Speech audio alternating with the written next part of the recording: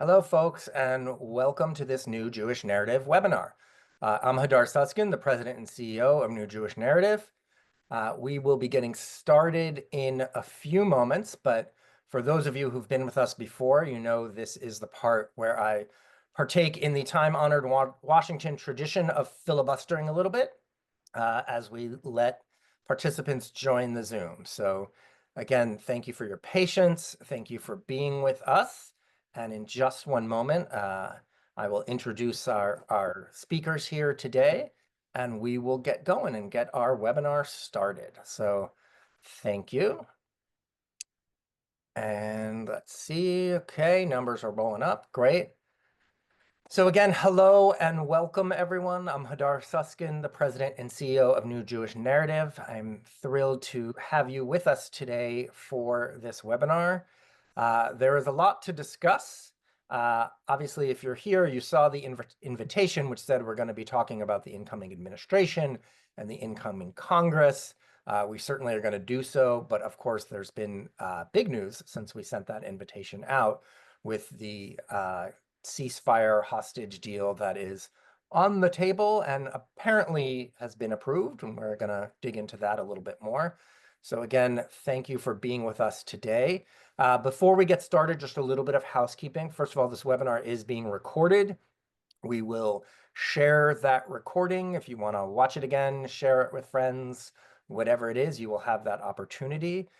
We invite everyone to use the Q&A button at the bottom to submit questions as we are discussing. As always, we'll get to as many of those questions as possible. Again, please use the Q&A, not the chat, not the hand raise, not any of the others. Q&A is where we will be looking for the questions. And please do try to keep those questions short and specific to the topics we are discussing. So I am thrilled today to be joined first and foremost by my colleague, Madeleine, who many of you, of course, know, who is our legislative director, or director of government relations here. Sorry, I mixed them at New Jewish Narrative, and our colleague, Hassan El-Tayyab from Friends Committee on National Legislation, who is the legislative director there. Thank you both. Madeleine and Hassan are really two of the most engaged, most plugged in folks on Capitol Hill in Washington around our issues. And so that's why we've all come together today to talk. So I just want to open it up. And like I said, I think, although we have all prepared to talk Congress and administration and what's happening there, I can't imagine starting with anything other than talking about the deal that is on the table now. So I imagine everybody probably read the news yesterday, saw a great deal of celebrating in Gaza and in Israel. People excited on both sides to see this horrible chapter come to a close. We welcomed the deal, although I'll just be honest, personally, like the celebrating, I'm holding off a little bit to see it implemented, at least the beginning of it implemented. But it certainly seems like a positive step. For those of you who haven't seen it, I saw literally maybe 5 minutes ago a Haaretz report quoting Minister Aryeh Deri saying that he has been told by Prime Minister's office that they have signed off on the deal, because I know today we've all seen reports saying the Israeli government has not yet approved it. So I don't know all the details of that yet. It was just moments ago, but hopefully that news is true and will take us forward from there.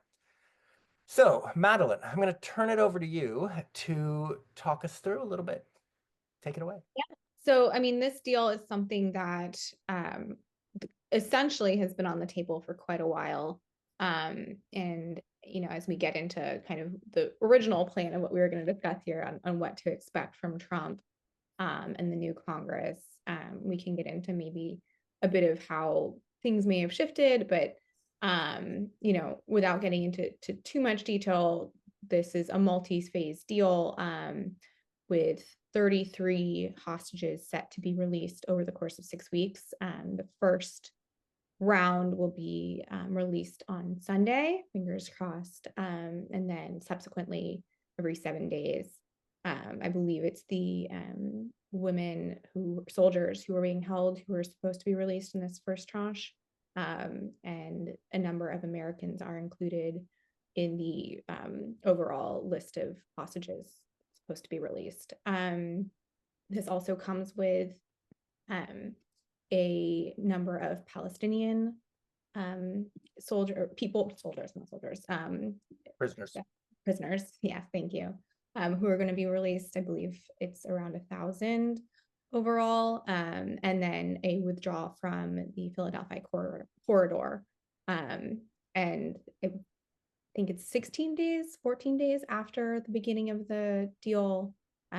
It's supposed to start negotiations for another longer, more permanent deal. So it's really a question now of what the Trump administration is going to be doing and what the other party is going to do to keep this deal together. As Hadar mentioned, there's been a fair amount of drama, will they, won't they, just in the last 24 hours, and we still have days to go before the implementation of the first phase of this deal.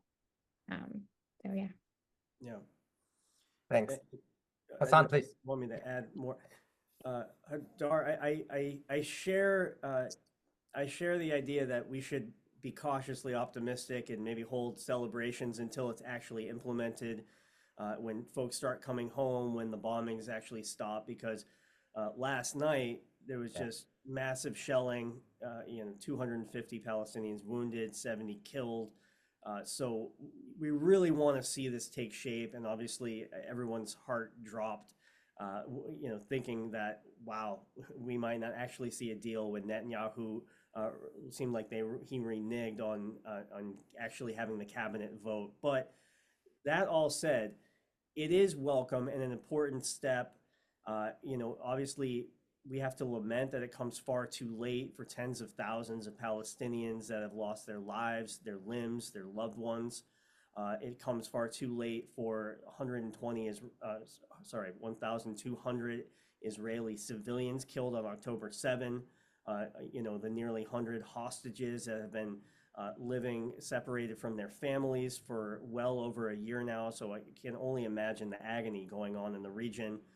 And it's also, it's a critical step forward, but the work is far from over. I know this community knows that better than most, that we have to secure a permanent ceasefire. That's really what we need. We need to return all the hostages, get all the Palestinian political prisoners home. We need to really plus up the aid delivery. I know that's part of this initial phase that we're going to hopefully see more aid trucks get in, but we need to prioritize that reconstruction, and really work to address the underlying roots of the violence, which includes, systemic oppression, ongoing human rights violations in the West Bank and Gaza. So a lot to do. I know this is the community of people that are really going to help us move forward, and crossing fingers and toes that on Sunday we actually start to see phase one implemented. Absolutely. And I mean, Hassan, just to build on that a little bit, we need phase one implemented, we need phase two implemented. And then, like you said, both Israeli and Palestinian society have an incredible amount of work to do to recover from this in a variety of different ways, emotionally, mentally, politically, and in the case of Gaza, literally rebuilding an infrastructure, the cities, the communities that have just been decimated. I mean, I've seen language around the deal yesterday that, talked about also, allowing Palestinians, free access back to the north of the strip, et cetera. And there were some people saying, oh, allowing them to return to their homes. For the vast, vast majority of those people, there are no homes. They're not returning to their homes. They may have hopefully the ability to reunite with their families, to find loved ones, to return to begin rebuilding, but the literal homes are not there. And there is a tremendous amount of work, that's going to take many years to fulfill, but it needs to start with this agreement coming into place on Sunday. Okay, let's move forward a little bit. And again, I'm sure we'll touch on the agreement, but obviously we came together today originally, given the timing, to talk about the new administration coming in and talk about the new Congress also, and a little bit of what we think that might look like. We can touch on some of the confirmations that are happening for the spots that will be key to our work. But also I want to look at, and I want everybody to really be thinking about, we know there are going to be challenges. We know there are going to be things moved by this Congress and moved by this administration that we are going to oppose. So there'll be places where we need to be, draw the line in the sand, where we need to fight for the things that we believe in. But we also know that in any Congress, with any administration, there are opportunities. And there will be opportunities to try to move things forward, to try to improve some things, to try to deal with some things. So I really want us to think about both the, for lack of a better term, the defensive and the offensive and the opportunities and the coalition building and all of those things. So Madeleine, let's start with you. Where do you think, what's our starting point here with this Congress and this administration? So I'll start at the beginning, timeline wise, right? Like what we're looking at now, in addition to the deal, and we can lean a lot, I think, into the way in which this Trump administration might be operating in terms of, I know, potentially showing a willingness to put some sort of pressure on the Israelis that I think may have surprised certainly the far right of the coalition. Not to like have too much optimism, because I think there's a lot to be really concerned about, and a lot that they both incoming President Trump and his nominees for cabinet positions and the Israeli ambassador or US ambassador to Israel have said that are really, really, really concerning. So let's get into that, since we saw our first hearing this week for now Senator Marco Rubio, soon to be Secretary of State Rubio, most likely. But yeah, so he had his hearing yesterday with the Senate Foreign Relations Committee. And he is a professional and experienced foreign policy leader in the Senate. And he has also been very outspoken about his opposition to things like President Biden's executive order sanctioning violent settlers. And he reiterated that position yesterday. He has, declined to really forcefully push back on the idea of annexation, which I know the pick for ambassador to Israel, Mike Huckabee, has been very supportive of. And Rubio has also used language like Judea Samaria to describe the West Bank, which is in line with language that Huckabee uses to describe it as well. So Trump is not the most ideological of people, but he is certainly malleable and listens to the folks who surround him on things. And if this is who he's surrounding himself with, there's a lot to be concerned about. Yeah, so Hassan, maybe, to build off of what Madeleine was talking about, I mean, one of the questions I know I have, and I think many people do, is who's going to be driving Middle East policy, Israel-Palestine policy in this administration? We know Madeleine mentioned Rubio is likely to be the Secretary of State, Mike Huckabee as ambassador. There are other players who have been nominated, who are in place. Who do you think are going to be some of those key players? Yeah, certainly. Rubio was a key selection, Secretary of State, and I know there have been conversations ahead of that hearing with the Trump administration as they're trying to figure out what that policy was, and a couple of things stuck out to me in some of the questioning at the hearing, which I think gives us a sense of where the direction is headed right now. One, Senator Merkley asked point blank, what are you going to do to address the humanitarian crisis in Gaza?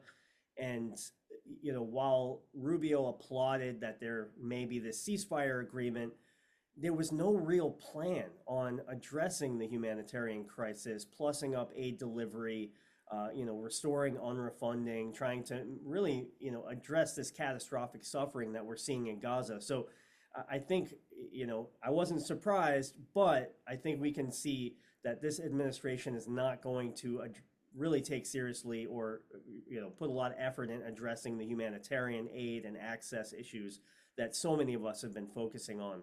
There was another exchange between Chris Van Hollen and Rubio that I think Madeleine touched on with regards to annexation. Rubio was asked point blank, what are you going to do about this annexation? And there really was no answer. So those are two things that I'm very concerned about as we're heading into this new administration. As far as the Hegseth hearing, I almost don't want to even talk about it because it was maybe let's just say a less professionally oriented hearing and got more into personal attacks and barbs than I would have liked to see for someone that's about to potentially be, Secretary of Defense, helping run the largest military in the world. Uh, and, so obviously Hegseth, Rubio are going to be really important, but also Trump's desire to try to get, to build on the Abraham Accords. And so his relationship with a lot of these Gulf monarchies like the Saudis and the UAE, I think that's going to really determine where this Trump Middle East foreign policy goes and trying to accomplish some of these key goals around Saudi-Israel normalization, around trying to, isolate Iran in a more profound way. Obviously, they've been isolated under Trump's maximum pressure under the Joe Biden administration, but also Trump 2.0. Hopefully there's some, silver linings where there might be some openings for diplomacy, but I think you're going to see a continuation of that maximum pressure and consolidating those Gulf monarchies and bringing them closer to the Israeli government. Yeah, thank you. I think, the big question, and no one can answer it right now, is it's clear Trump wants to move forward on a Saudi deal, on a Saudi-Israel-America deal. And, we've when they were in power the first time, the Trump administration, and throughout the beginning of the Biden administration too, we've heard discussions, we've seen different versions of that proffered. Some theoretically could include Palestinians and movement toward two-state solution, toward Palestinian sovereignty within that big deal. And then there are versions of that don't, that frankly, bypass the Palestinians. And to me, that's the big question is, as they almost inevitably try to move forward with that deal, are we going to be seeing the positive version of that or the negative version of that? And I think you're right that question is what's going to drive the Trump policy at its highest level. Madeleine, let's come back and, talk about, I don't know if there's more you want to add on the deal, but also around annexation. And, we've been talking understandably so much about Gaza, talk about possible annexation of the West Bank. That's not the only territorial issue on the table right now. We're seeing Israeli troops in Lebanon. We're seeing currently Israeli occupation of Syrian territory, and I'm not talking about the Golan Heights that has been annexed by Israel when I talk about that. I'm talking about recently additional territory, which again, as is often the case, you've got mixed messages coming out of Israel. The government in its official voice has said, it's there temporarily, security, as there's mayhem in Syria, etc. But there have been those in the government who have said Israel should annex the rest of the Hermon. Israel should add more territory. So talk a little bit about that. There's a lot to talk about. I know. I'll start with the pressure, because I think I'll start with something that's, I don't know, as much positive as I can inject into this. But I do think that, like, when we look at some of the reporting coming out of Envoy Steve Witkoff's kind of way in which he approached securing Netanyahu's agreement, it's said that he told the prime minister, like, I don't care about Shabbat, like, get into the office right now. I think stronger language may have been used. And this kind of forceful desire to not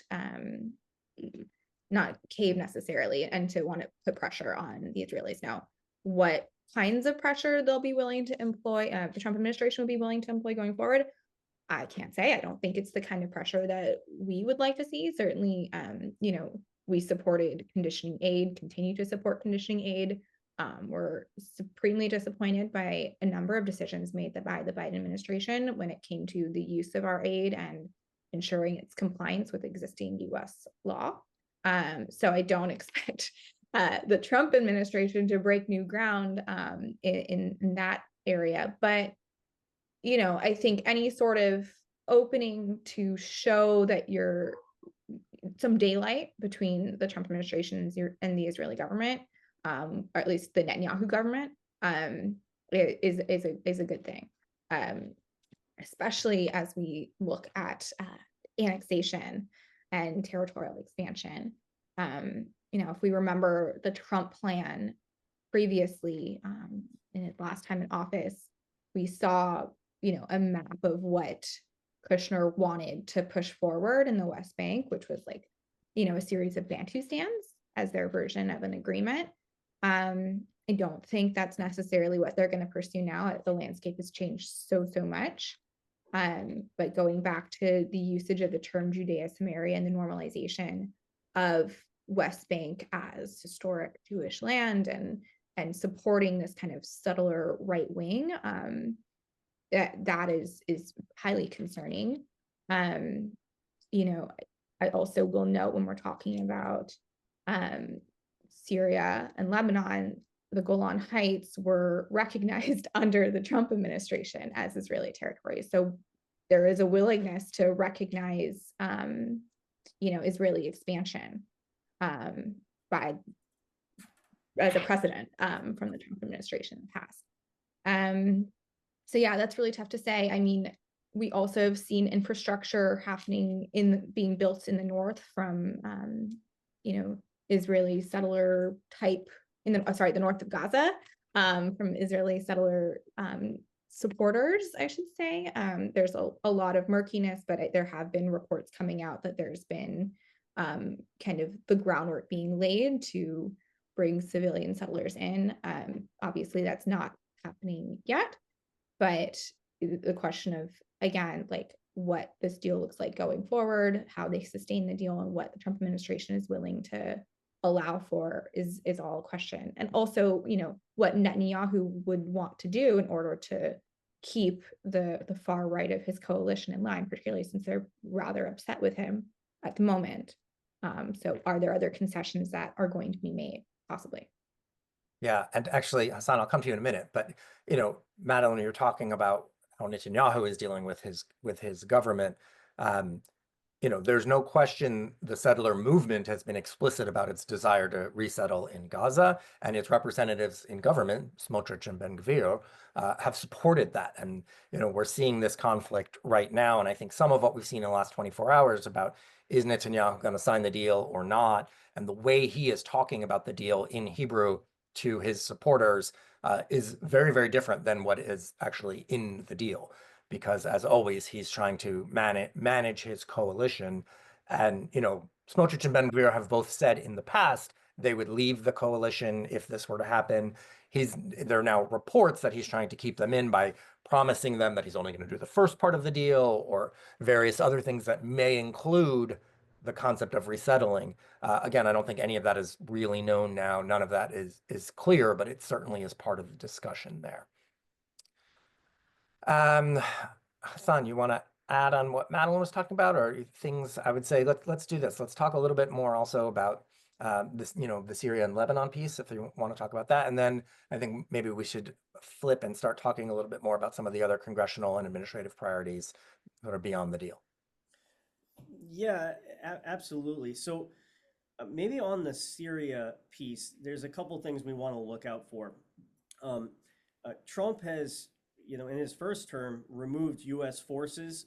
That's going to have, I think, implications for what's going on in northern Syria with the Kurds.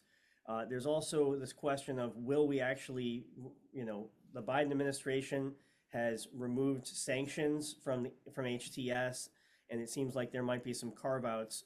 But I think the question is, will that continue under Trump? Obviously, Syria has been rocked for over a decade now. Their economy is in shambles. They really just the suffering, and we don't really hear about it in the mainstream media enough, just how much suffering is going on in Syria. So will we have that sanctions relief that's absolutely necessary for Syria to move forward, rebuild, and actually address the humanitarian crisis, which this untold suffering that's going on?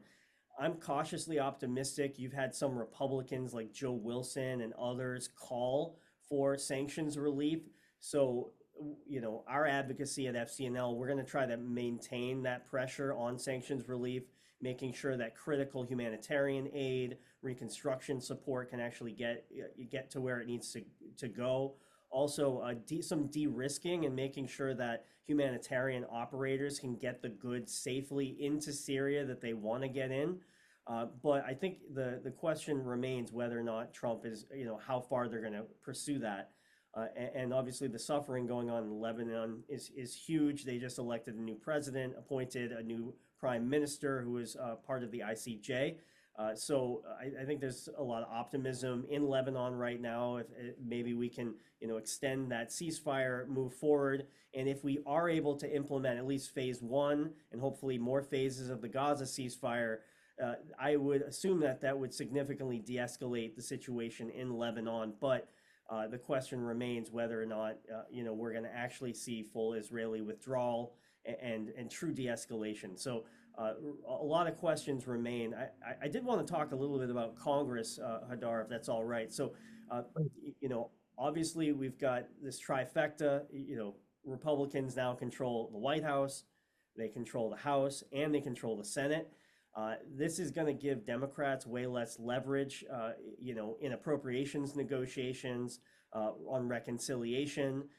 There's still room to maneuver, but it's looking a little bit more difficult for folks that want to increase humanitarian aid, including restoring UNRWA funding, but just getting more funding for humanitarian relief in Gaza, but also beyond.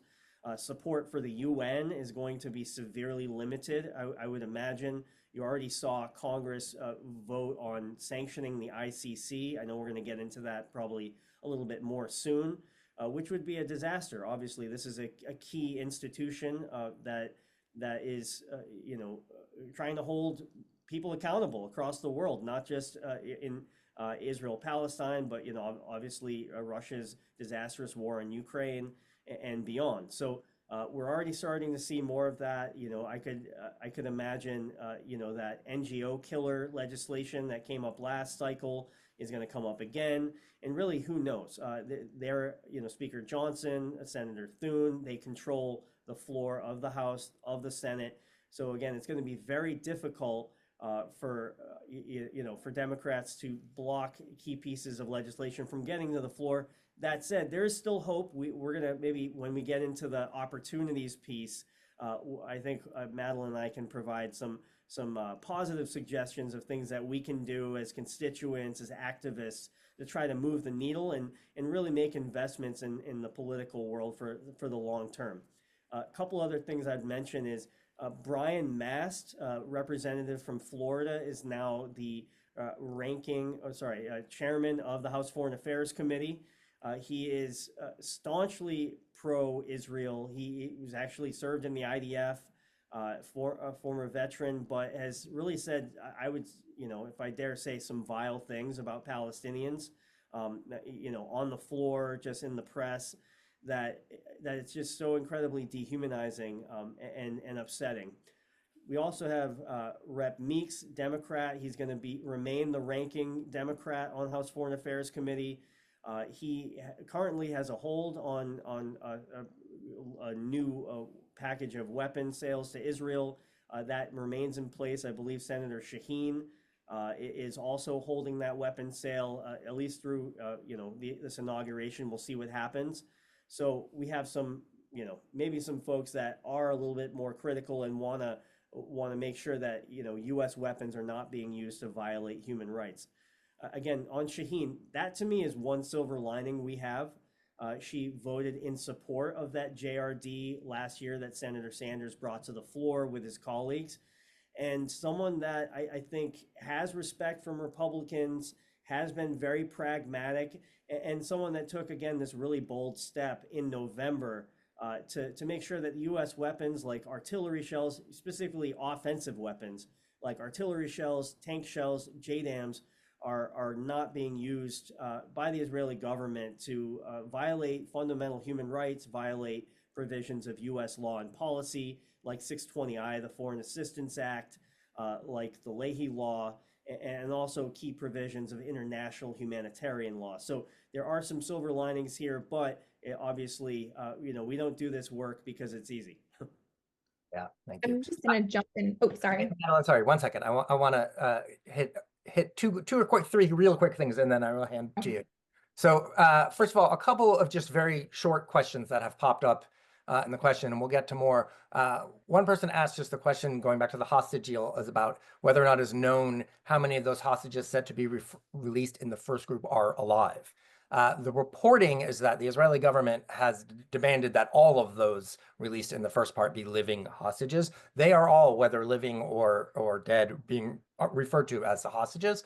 But to answer that, again, the reporting, we'll see what actually happens, is that all of those in the first round would be folks who are alive. And that included on that was the Bibas children, who, of course, a year ago, Hamas said were dead, but they are on that list. So again, nobody knows exactly what that means, but they have been included on that.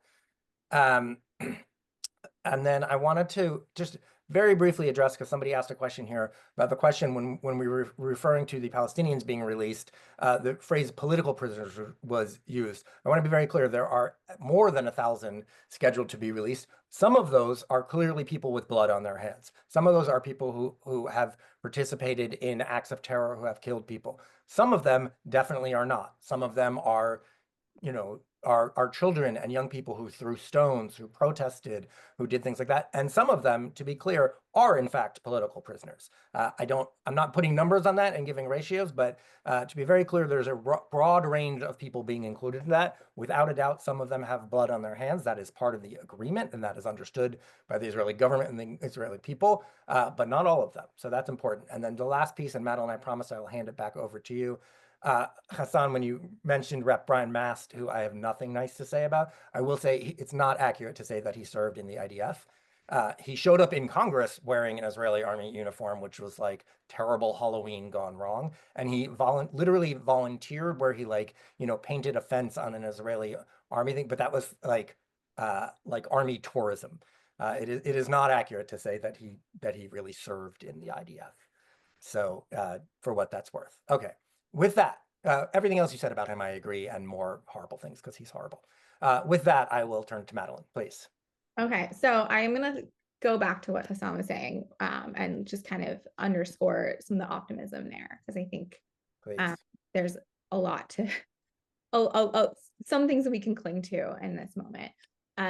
You mentioned the attacks on nonprofits, HR 9495 last Congress. For folks who didn't follow this closely, this was a bill that originally was written with the intention of targeting pro-Palestine protesters and basically would give the administration broad authority to strip nonprofit organizations of their tax status based on accusations of support for terrorism or terrorists. That of course would require just accusations. There was no legal recourse, and it was kind of like an immediate broad authority. That passed the House in the spring, early summer, and then was brought up again last month, and things changed dramatically. It was brought up under a process called suspension, which requires a higher threshold to pass, and it failed. And eventually it did pass when it was brought up under a regular order. But I think the really important thing to note is during that time frame, we were, as progressives, able to communicate to allies just the danger of this bill and how it could be used to target a lot of other people and a lot of other groups. And so I think that kind of coalition building is something that we need going forward, and I think that we will see more of. And on that spirit of unity, Hassan mentioned, Senator Shaheen, she's now ranking member of the Senate Foreign Relations Committee, her support for the JRDs, the joint resolutions of disapproval on those arms sales, plus her willingness to hold arms deals. This was all when we had a president of our party, or they had a president of their party, right?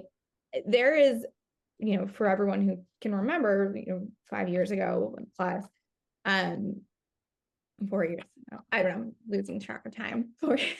Everyone who can remember the Trump administration, there is much more unity when the person in power is not of your party. I think there was a willingness to give the benefit of the doubt, to let things slide a little bit when Biden was in his office, that we're not going to see. I think, when it comes to people standing together, senators, members of Congress standing together in opposition, they're going to feel much more free to speak their minds on this.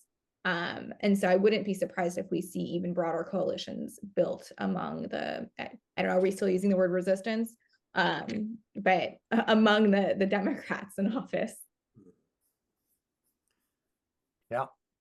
Good point. Thank you, Madeleine. So let's dig in. You guys started to talk about some of the specifics about what we're expecting, what we can expect to deal with in Congress this coming session with the administration as well.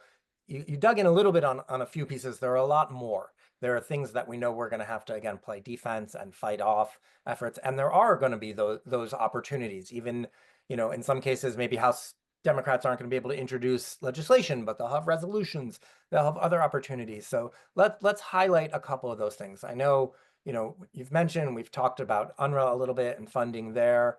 A little bit around, we mentioned the JRDs and funding mechanisms, humanitarian aid. One thing we haven't really touched on yet, but is sitting out there perhaps a little further down, is the U.S.-Israel MOU, the big aid package. So I throw the whole bundle up in the air. Catch what you can. Hassan, why don't you pick a piece and start talking about it? Okay, yeah. Maybe I'll start off with UNRWA.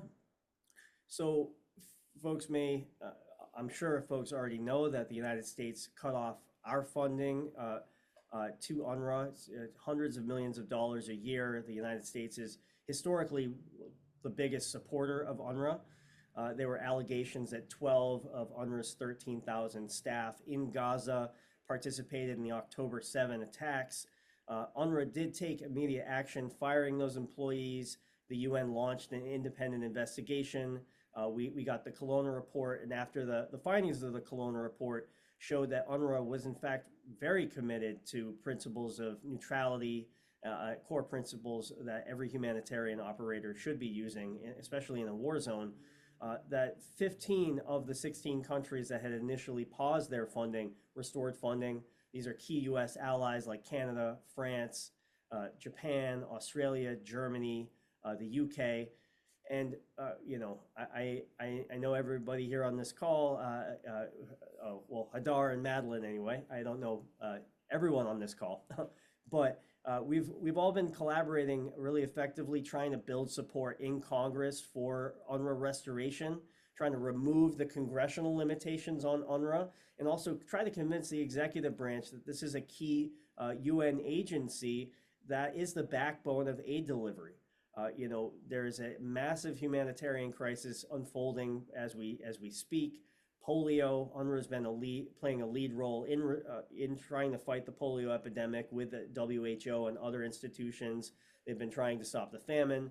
They've also been doing incredible work in Lebanon, Syria, and Jordan, and the West Bank. So it's not just about Gaza, it's really this larger conversation. So again, it's really critical that we restore this funding.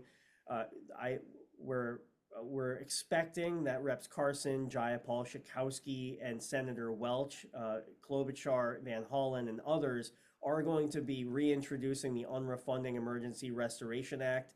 It's very simple. It just removes the congressional limitation. Again, there's been this congressional limitation up through March 15th of this year in the State and Foreign Operations Bill. So the idea is we remove that limitation and then try to convince the executive branch that actually, it's really important that we keep this going. This is going to be a hard fight. We have most of the Democrats on board with UNRWA restoration, even if they don't co-sponsor the bill. Madeleine and I, we've had conversations all over Capitol Hill. There really is a lot of support on the Democratic side. On the Republican side, historically, there had been support, maybe, reluctant support, but I think our work is to try to convince some of these key appropriators, like Senator Collins in particular, to try to, make the case that we should give the executive branch maximum flexibility, and then just continue this work in the long term, because this is a 7+ decade old institution. It's really critical, it's provided this critical support, and also, tries to maintain the fact that, these are in fact refugees. So we know it's a controversial issue for many. We know it's going to be a difficult fight, But I think, that's going to be a key piece of our work going forward, is trying to plant a flag and build as much pressure as we can. Last session in the 118th Congress, I was very, surprised. Maybe I shouldn't be as surprised, but that bill was introduced with 70 co-sponsors on the House side, and really, getting Senator Klobuchar and Van Hollen and others on the Welch bill. So it really was introduced with all the support, a really great coalition of NGOs as well. So that's going to be a key focus. And if I could say one more thing, Hadar and Madeleine, on the JRD piece. So last year, 2024, we saw the first ever 502B resolution. This is this key provision of the Foreign Assistance Act, which, if passed, would require take a second. Back up on the 502 and tell people kind of what that is, not just what it's going to do. Yeah, absolutely. So around the office, we've been calling this 502BB, but that's, so putting that aside, 502B is a key provision of the Foreign Assistance Act. And this is, if folks are following the State Department, and the reports they put out on human rights records of different countries around the world, U.S. allies, U.S. adversaries, they really put out this human rights assessment. So that's the main provision.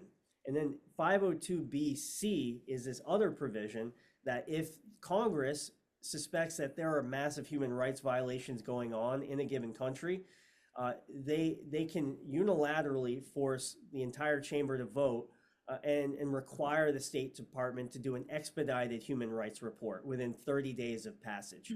And then that, the State Department would have to provide the report and then send it back to Congress, and then they would decide what to do next. Should we condition, restrict, halt entirely military assistance, or continue that assistance if they feel like the violations, don't rise to that level where they want to take that act of Congress. We had, this is a decades-old provision of U.S. law, had never seen a vote, and then Senator Sanders forced a vote in January based on what we were all seeing happening in Gaza, in the West Bank. Now, that was, again, the first of its kind. Oddly enough, I was in the West Bank when the vote happened, so it was interesting seeing these votes on the floor unfold from across the world. And it did have an impact. We saw 11 senators vote yes. Senator Schatz did put out a statement. I guess his flight was held up and he was not able to make it on the floor in time. But I just bring that up because we had 11 votes there. And then in November, we had 19 votes on that JRD. So to me, that's actually massive progress. We added 8 senators to, getting on the record saying that they want to prioritize human rights, want to prevent U.S. weapons from being used to violate fundamental human rights and U.S. law.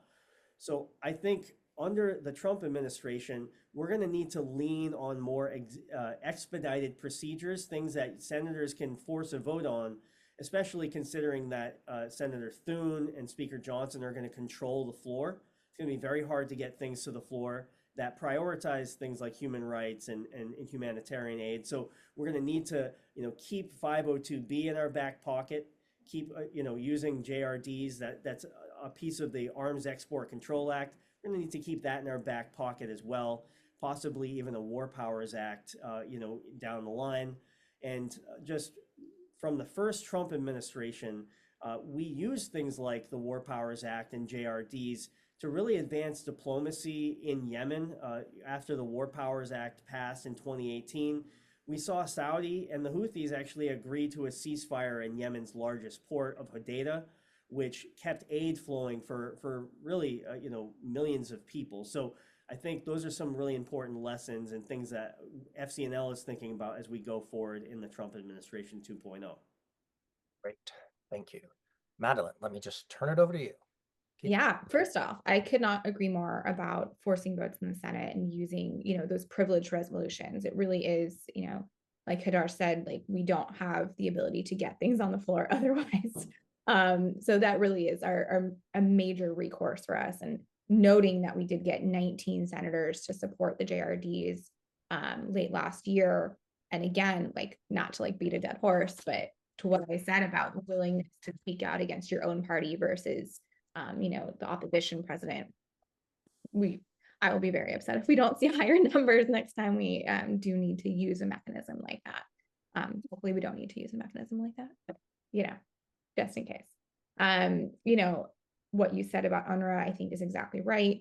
We are going to continue pushing for restoration of funding. Proudly, New Jewish Narratives one of our earlier iterations pre-merger, Americans for Peace Now was the, I believe, first progressive Zionist organization to come out in support of UNRWA funding after the Biden administration initiated that pause last January. I think we were almost immediate in our opposition to that pause. And we've been pushing for funding ever since. Now, Hadar mentioned the MOU, and this is a good segue into that. As much as we will be continuing to push for our funding, Trump has a history of not loving international agreements and things that commit money to international UN-based organizations and other groupings like that, NATO being a prime example. But when we're talking about the MOU and Memorandum of Understanding that is negotiated every 10 years, that gives Israel a large amount of money, and that kind of presets what we will be appropriating every year. Trump has never been in office during an MOU negotiation. And I could foresee a scenario where when we're negotiating the MOU this time, him looking at it and taking a similar approach to the way he's taken to NATO and being like, why are we just promising you money? Like, what do we get out of it? Now, the question of what he would like to get out of it is probably very different than what we would like to get out of it. Efforts to bring about a negotiated two-state solution being a primary goal, and conditioning our aid around good actions. But that there's still a question there of like, he may see this as a major leverage point, which it is, and he may be willing to use it. But again, we don't really quite know to what end, and if his appointees are any indication, it's not to the goals that we necessarily would like to see. There are a number of other, sorry. I just want to ask you one question, because I want to ask you a specific thing too. I want to make sure that we get to, the MOU, which is what we talk about broadly when we talk about aid to Israel, is probably, the biggest ticket thing. We're talking about tens of billions. We've been talking about a lot of sort of very important, very big items. Sometimes the work that we do, and I'm, Hassan, including you in that, also all of us, sometimes it's that kind of 30,000 foot, and sometimes it's very specific. One thing that's been an important priority for us for a long time is our partnership with the people of El Walaja and the village there that unfortunately has suffered so many home demolitions. Now, on the one hand, that's a different scale of problem, but it's something that we actually have worked hard to get Congress involved in, and we've had congressional leaders writing letters and speaking out and engaging. The situation in El Walaja, unfortunately, for those of you who followed it, has not gotten any better. There continue to be home demolitions there regularly. For those of you who are not familiar, it is a West Bank village, which continues to suffer from home demolitions under the claim, well, it's not a claim, it's a fact. The homes are built illegally because they cannot get a permit to build homes. There's no security question, and this has nothing to do with terrorism. It's nothing to do with anything along those lines. It's simply a matter of, the Israeli government repeatedly going in and demolishing the homes of these people who they, of course, refuse to give permits to build said homes. So maybe just touch on, an issue like that and what are the opportunities there? Yeah, look, I mean, I think there's a lot of moments for quieter diplomacy, right? Not that we haven't been loud and outspoken about Al Walaja, and there have been, broad congressional letters in support of Al Walaja. But in terms of like trying to get concessions out of the Netanyahu government, like when you're looking for little wins, like they do take the pressure around demolitions and settlement infrastructure into account. And I will say it's a lot easier for them as a government to just have a, forgive the term, stay of execution on a demolition than it is to pull back a settlement that's been promised. So if they're looking to throw us a bone, like Awalaja is something that they've given us some sort of concessions in the past. It's still a struggle, like Hadar said, and we've continued to see demolitions, but like there have also been court ordered plans that have been allowed to be put together for the village that will allow them to like be official in Israeli eyes. So while that process continues, these kinds of direct diplomacy, I think, has proven to be semi-successful. And I'll add in another example, and that's the Fahim Gallery, where again, it's a small situation, but like this is a gallery that has applied in Fahim, which is an Arab Israeli city, that applied to be the first Arab art museum and art history museum. And they received the accreditation to be that, and they've received grants, and through quiet diplomatic pressure that has gone forward even during this war. So yeah, there are a lot of opportunities, and again, like it may not be 30,000 foot, but these are individuals' lives, and that is very important. So I foresee a lot of other instances where we can exert some sort of pressure quietly there, in situations like that, not there exactly. Thank you. So one more I want to throw at Hassan, you can start, Madeleine, you can add, when we talk about pressure and we talk about what can be done from this side, perhaps the most successful example under the Biden administration was the executive order and the sanctions on settlers and settlers' institutions. Now, it's interesting because obviously, a lot of people, I think, in Israel and here in the US have thought, well, as soon as Trump comes into office, that's done, right? He's not going to do that. Today, we're seeing reports, if you look at Israeli press, there are those in the right wing in Israel who are very upset with Trump right now because they feel that Trump has forced Netanyahu into this deal, the ceasefire deal that they don't like. So it's a fascinating sort of first look. And Madeleine, I think it goes to what you were talking about Trump, and when you were talking about the MOU, he wants to get something for something. And so I think there's the possibility. The MOU, by the way, stays in existence until or unless the Trump administration proactively pulls it. But I think we could see a situation where they leave those sanctions there, and they, are they going to continue to develop them to, the way we would have liked? I don't know, but there's the possibility that they at least use them as a negotiating chit to get some things. What are your thoughts around the sanctions, possibilities for action in Congress?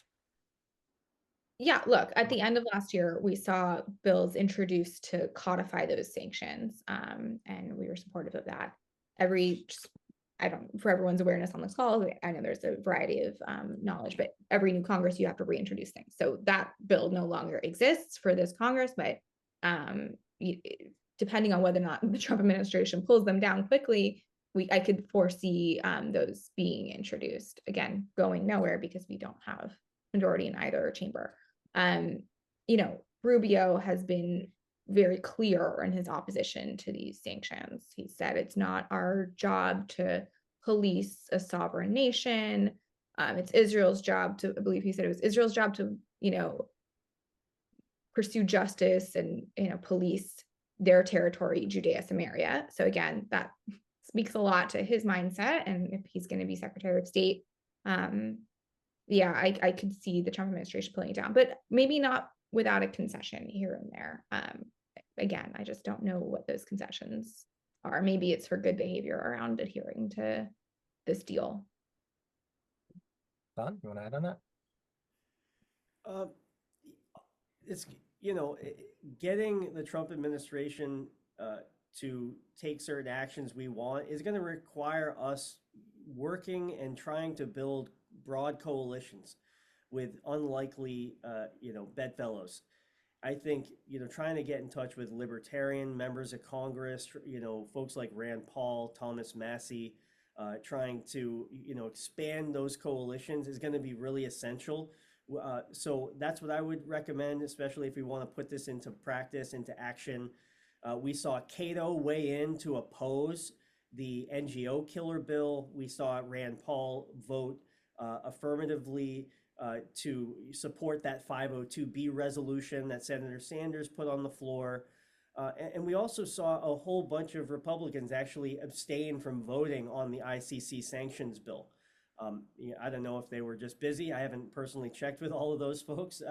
But I think there are opportunities, and we're going to need to leverage those Republican members that I think are more maybe open-minded, maybe more anti-war, to try to move the needle on some of these really key issues. Obviously, prohibiting funds for annexation. The specific settler sanctions is definitely going to be a tough issue with Republicans, but we have to keep trying, right? We have to keep putting one foot in front of the other and do the best we can. We know it's really going to be a challenging time, but again, we got to keep going for the sake of Palestinians and Israelis and the peace process. So I would just add that piece. Yeah, and I think coalition work has always been important. Obviously, this is an example of it right here. We work together, but I think you're right that it needs to be more and it needs to be broader, and that's a priority for us.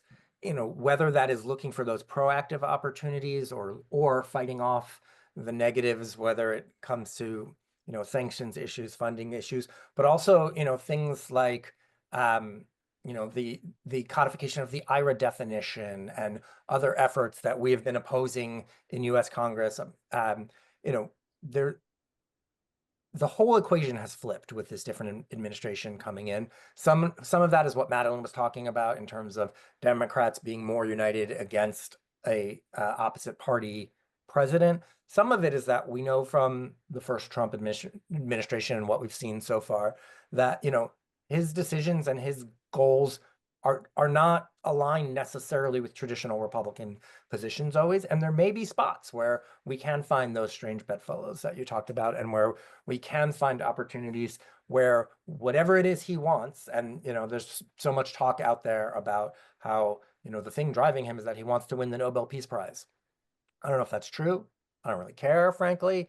But I think if that leads him to pressuring all the parties and doing what the US needs to do to actually achieving positive things, that's great. Some of you may have seen yesterday, I believe President Biden was asked at the end of his press conference who gets credit for the deal, whether it's him or President Trump. And he basically, I'm paraphrasing here, but he basically said it doesn't matter who gets credit. And I think, before the deal, people asked me like, oh, well, what if Trump can get it done? I said, look, what's important is, on the short term, an end to this immediate conflict, the end to the violence, the return of the hostages, the end of this war, and then ultimately an end to the conflict overall. And frankly, if there are ways in which the Trump administration can move us toward that, I will happily take it. We'll see what that is. We don't know yet what those opportunities are going to be, and I have no doubt that there are going to be many more points where we need to face challenges and fight back, and we will do that in broad coalition too. So with that, I want to thank you, Hassan. I want to thank you, Madeleine. I want to thank everybody for joining us. Again, we will be sharing the recording of this. We will be sharing the transcript of this, so you can watch it again. You can share it with friends. Thank you all for coming here today. Thank you all for being part of our work at New Jewish Narrative.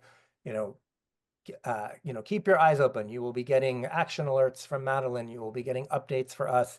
We will be looking for ways to engage, to organize, to work with Congress, to work with the administration, to work on the state and local level, to work incredibly importantly in our own local communities, in our national Jewish community. So much of what we can do and what we need to do is pushing and strengthening our colleagues to raise their voice toward peace and toward justice, and we will do that all together. So thank you very much.